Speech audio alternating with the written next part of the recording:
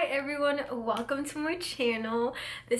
My name is Janet Cabrera, and today I'm going to be making a video about 23 things that I've learned as a 23-year-old.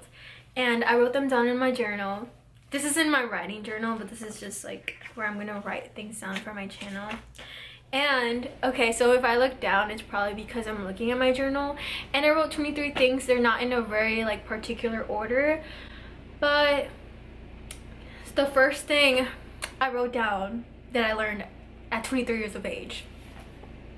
Okay, so the first thing I wrote down is to love yourself is to know yourself. And by that I mean to really be able to fully love yourself. You can love yourself just as you are, but to really be your friend, you have to fucking know who you are. Ask yourself a bunch of questions about what you like, what you don't like. Take yourself on dates. Really spend alone time and be able to know who you are and what you, like I said, what you like. If you end up always being with other people, doing what other people like, if you can't be alone, that's a sign that you really don't know yourself. Take yourself on dates. Go do things that you might even not like maybe you end up skateboarding, you realize that you fucking hate skateboarding. Well, now you know, you understand yourself better. Maybe you're a person who likes reading books, or maybe you're like a person who likes going out and dancing. But it's really important to be able to ask yourself a bunch of questions. Ask yourself, why do I feel like this when this happens? Why are these things triggering me? How can I love myself better in this time? Why am I blah blah blah? It's just really comes down to understanding and knowing yourself. And once you know yourself, you'll be able to know how, you'll have tools on how to be able to love yourself better, the way you need to be loved by yourself. Number 2, learn/master the patterns in life. So life will literally send you the same lesson in different versions until you fucking learn it, and it will still send you that to make sure that you've mastered it. So example, it could be life sending you the same lesson but in different versions of a person. So it could be someone walking all over you and treating you like trash, and maybe you might attract that as a lover. The next time it might be a friend, and then it might be people in your profession or your job, and it just keeps coming and coming because you still haven't learned to really stand up for yourself and advocate for yourself. Trust the pattern, see the patterns in life and learn from them and master them. Number 3, compassion is the best thing you can give to yourself. I genuinely feel that it really is. For me personally, I am a person who is such a perfectionist, which is not that great.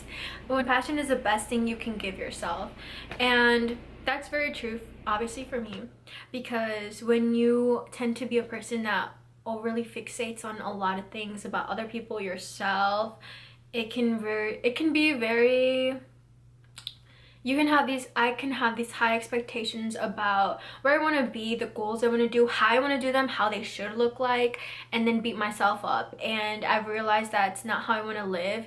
If I can hold compassion for the people that I love the most in my life, like my friends, I can easily, if not fucking, do that for myself. So it should be obviously a standard to even have it for myself, because I'm a person that I love. So I deserve compassion every single step of the way. I deserve compassion when I mess up, when I screw up, when I screw up things that I've supposedly I've already learned like a year ago. It's because I'm a human and humans make mistakes, and we also deserve self-compassion. So number 4, friends honor your boundaries. Real friends actually honor your boundaries and respect you when you say no. In fact, they want you to enforce your boundaries. I've had friends in the past that question why I have my boundaries, and maybe that's because it's inconvenient for them, and it shouldn't be. And now I'm at a stage where my friends, like, I sometimes second guess my boundaries, and they call me out and like check me, and they support me and advocate for me and tell me that like, no, like it's okay to say no to these things. And I've become such a better version because of that, because of friends who really honor and respect me. 5, journal that shit out. I have so many journals since 2017, and I know that it was around the end of 2020 that I really started journaling a lot of stuff out. And to me personally, there's no right way or wrong way of journaling. I don't necessarily have a specific method of like, you gotta write this and this out, but what I feel that's worked best for me is that whenever I'm going through a lot of things, I just start writing, literally dates, because you want to be able to know when it's pretty cool because I feel like I'm time traveling when I journal. But you want to put the date, and well, this is what I do. I put a date on it, and then I start writing whatever it is that I'm feeling. Like if I'm feeling upset, example, like, oh, today boss and this, and then I write, okay, why do I feel like these emotions? And like I just start to find, like, the more I write, it feels like word vomit or emotional vomit on this page, and it feels good to just let it all out and not have to worry that it might be too much, because it's just you in that paper. It's not you and a friend who's not emotionally available to be able to handle all of the shit that you're going through. And on top of that, you never know what other people are going through, that they might not be able to be there for you because they need to be there for themselves. So journaling has honestly been such a great thing for me and allowed me to really just see what it is that I need to work on and see the root of the problems. And also, I just feel so much better after I write about shit that I'm going through. Like, I feel like I could breathe. And most of the time, literally 80% of the time in the past of this year, I've cried every time I've journaled, and it just feels like a safe space for me. So genuinely, when I say this, I mean it. Journal that shit out. Okay, number 6. It should never be your job to convince others of your worth. Don't ever convince anyone of how worthy you are. If you have to tell someone how worthy you are as a friend, as a lover, as whatever, don't, like, just walk away. Literally, that's the best thing you could do. It's not your fucking job to convince others to see your worth. No. If anything, walk away and you work on yourself. If you already know your worth, real people value does not fucking beg. If you know your value and add more, because people who really value you will not let you walk away. A person that cares about you and sees your worth will literally put so much effort into you or make you feel worthy. They will never have you in a spot that makes you question your worth, or and that goes as both platonic and romantic relationships. Number 7, self-talk is so important. Oh, dang. Okay, that one is something that has really, yeah, that self-talk is just so important. That thing that goes, that chatter, those voices in your mind or head that are occurring really matter a lot, because you're with you for a life, and what you say to yourself matters a lot. If you're always telling yourself all these negative things about yourself, picking yourself apart in the mirror, whenever you do something, whenever you achieve something, some of your goals, and you don't feel proud of it, if you're not your most empowering, advocating individual for you, if you're not your own cheerleader, then who are you? You're beating yourself up. You're a bad friend to yourself. You obviously don't love yourself. So always make sure to be aware of that self-talk. And even I, as a 23-year-old who has worked on herself, still so, you know, it comes and goes. Some seasons are better than the other, but lately, if I'm being honest, I've caught myself literally picking myself apart at the gym. When I, like, sometimes look at myself, I'm like, damn, like, this and this and this and blah blah, all these things. And then I'm just like, wait, why am I being so mean to myself? I am literally the best shit that's ever happened to me. So if I had to bully myself into self-talk, like good self-talk, I will do it, because I need to knock some sense into my life. Life is too short to be watering yourself down. Okay, number 8. Change is scary, but staying the same is worse. And that is true. Because change, I'm a Taurus, and I mean, I like my stability, but change is definitely it's just shown me that it's very beneficial. It's scary, and I know from experience that it could be scary becoming someone better, and there's self-sabotage that occurs too. I've been in places a lot this year where what's motivated me more to do what I want to do, to go for my dreams and achieve my goals, is the fear of staying the same, because that's genuinely scary to me. It's scary to think, or it's so much worse to me to not be able to grow and become a better version of yourself or evolve and just stay the same. And you don't want that. You obviously want better for yourself. You want to be able to grow on so many levels. And yeah, it might be scary, but it's also worth it. It's really worth so much, because a year from now, you're gonna look back and you're gonna think, wow, at one point I was really scared to do that. And you're gonna reflect over how much you've grown. And trust me, it's gonna be probably painful. There's gonna be a lot of things that you go through, but it's so rewarding, because you attract so much better if you really do the work. All your answers are in your childhood.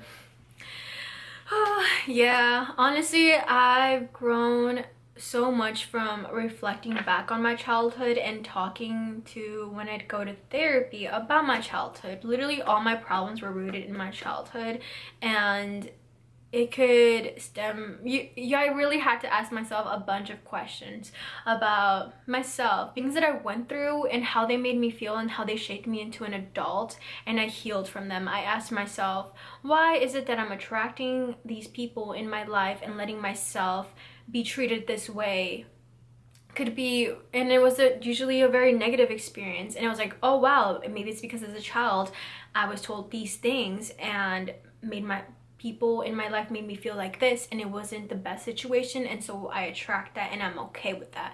And or it could be the way maybe certain things were not available to me as a child. I wasn't able to experience all these things, and as an adult I never really like realized that, and I was forced to grow up faster. Number 9, your relationship with money is very important. And a lot of people don't really talk about money, and usually have really, okay, so example, how does your relationship with money make you feel? Do you feel that money is something that's evil and bad? Or do you feel that money is something that is scarce and something that is abundant and comes to you easily? Do you feel that you deserve to have 10K in your bank account? Do you feel that you're always broke? Is it a problem that you're always broke? Are you living from paycheck to paycheck? Let's see, what else?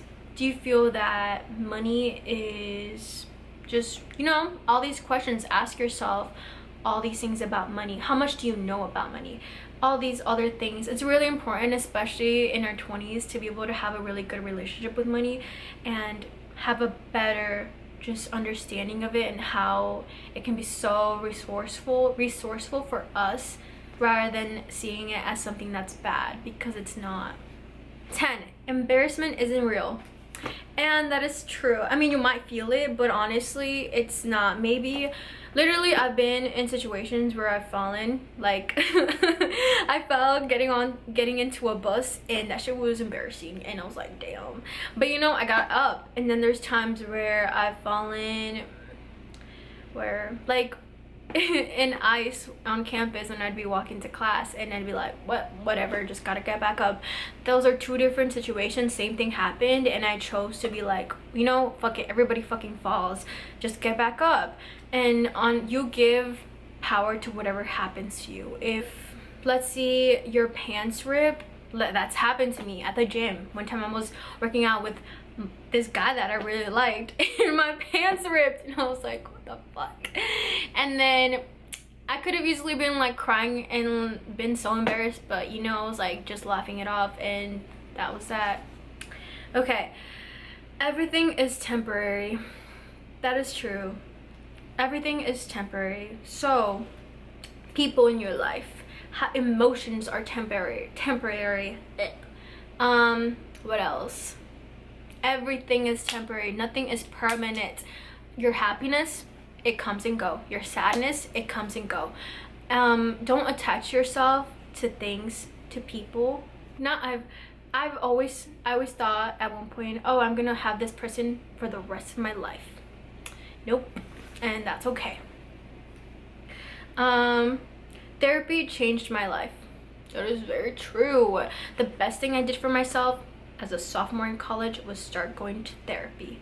I remember going into therapy because I couldn't really focus on my studies and academics, and I knew it wasn't good. Obviously, I was there as an undergrad to get a fucking degree, and you know, so I started going to therapy, and it helped me a lot. I will say that therapy is really good, and people have different styles of doing therapy, and it's fine if the first person that you go to, it doesn't really click.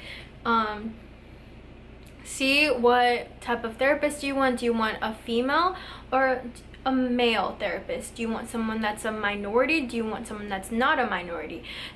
See what works for you. Personally, what helped me was a person that is a minority and can relate to things that I went through, and it helped me a lot. I felt understood, and to me, therapy was me. It is a space that I can open freely and just talk about shit that I'm going through without having to worry about saying too much, or because a lot of things that people go through can be heavy, and you never know what the other person is going through. And on top of that, you don't even know if that friend might be emotionally intelligent to be able to help you, because I've been friends with people who I've talked to them about simple things of being sad and like going through it, and they had told me, well, you know what, just be happy, like just be happy, like it'll be fine. And I'm like, well, that's, you know, it just feels like, dang, this person's just not emotionally available. 13, I'm abandoning myself every time I stay in a place that no longer serves me.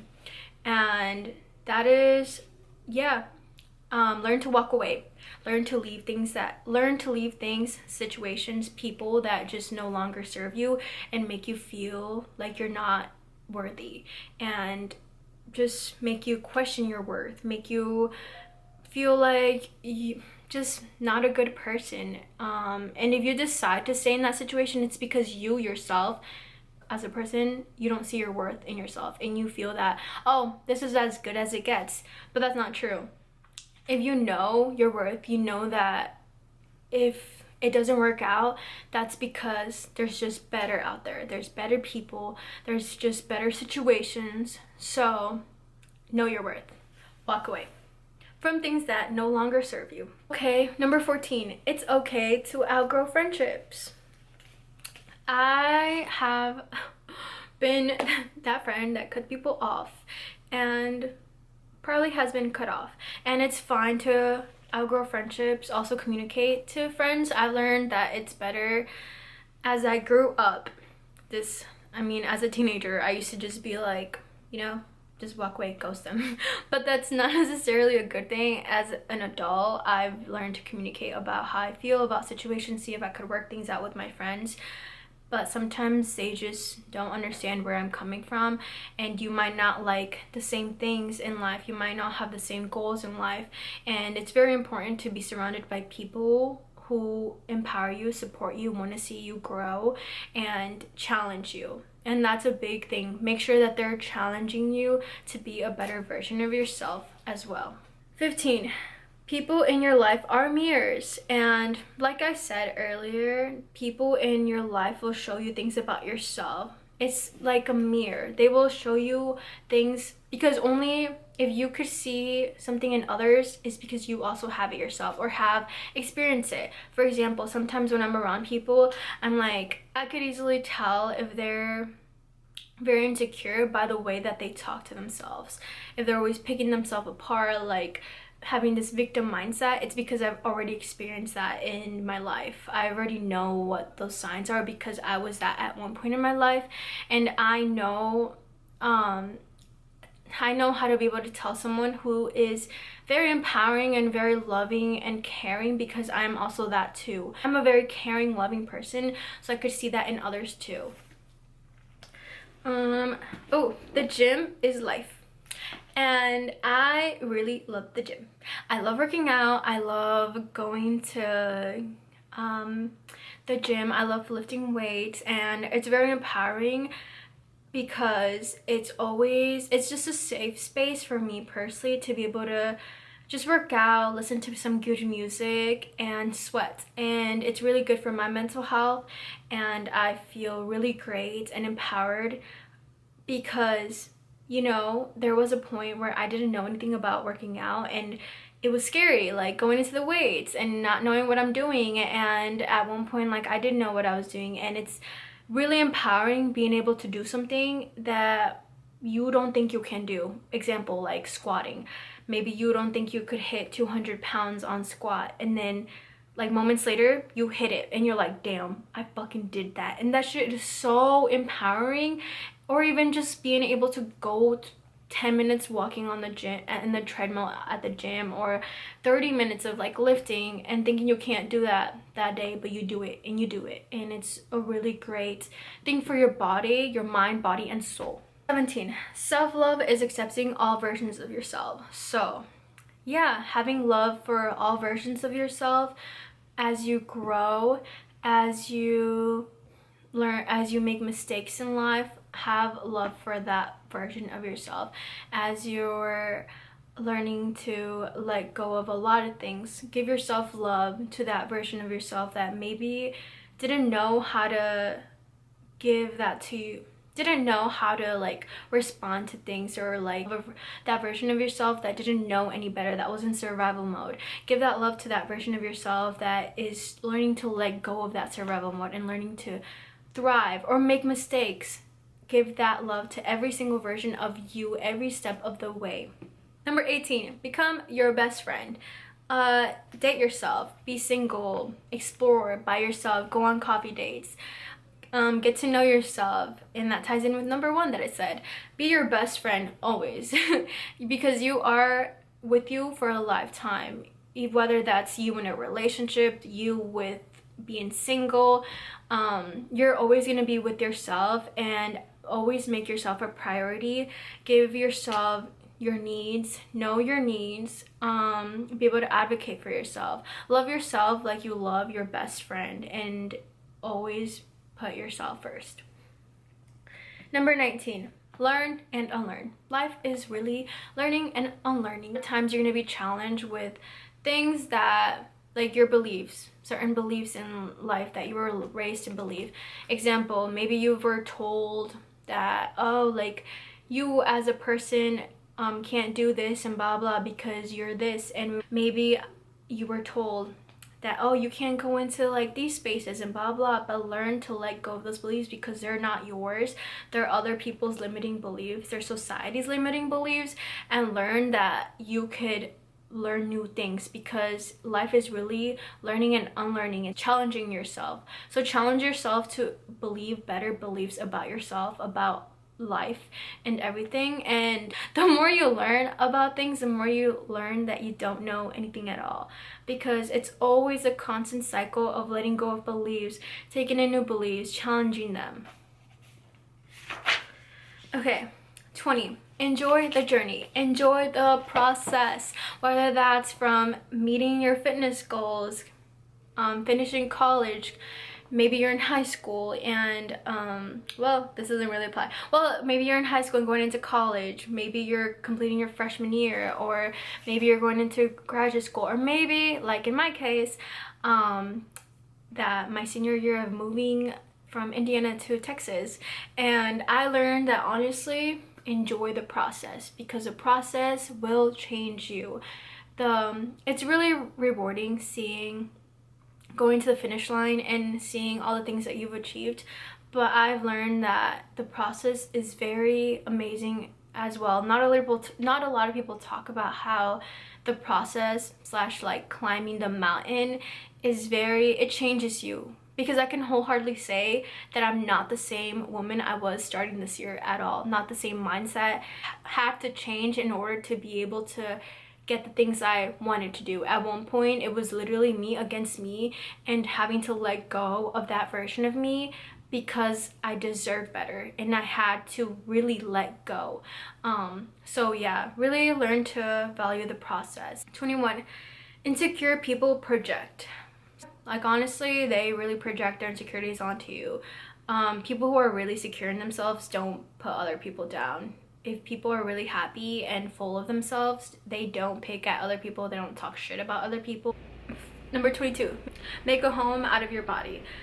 Honestly, learn to be able to give your soul a home, which is this body, this vessel that it holds your soul, and learn to give it a beautiful mind that gives you positive and reaffirming thoughts and just really good self-talk, because you don't want to have a negative mind, an anxious mind that is always very anxious. Trust me, I've been there and I've done that, and it's not fun.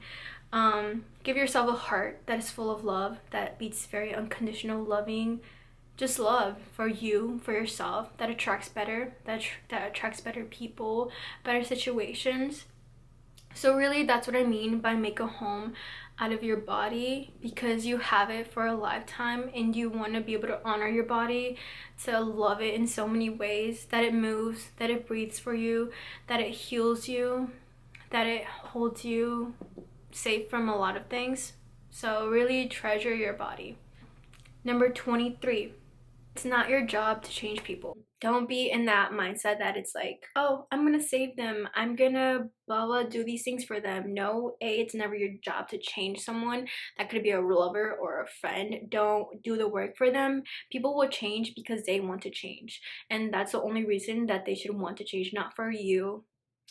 Maybe it might be a motivator to be better for you, yes, but don't try to change someone that is because you feel like that might be rewarding for you. If you feel that you have to save someone, no, it's not your job to save someone, because you will literally drown trying to save someone who doesn't want to be saved. And those are 23 things that I've learned as a 23-year-old, and I hope you all liked my video. If you want, please subscribe, follow the channel, and like this video, and maybe leave some comments about 20 or maybe things that you've learned. I don't know if you're all 23, 22, 21, in your 20s, that you feel that could be very valuable information for people.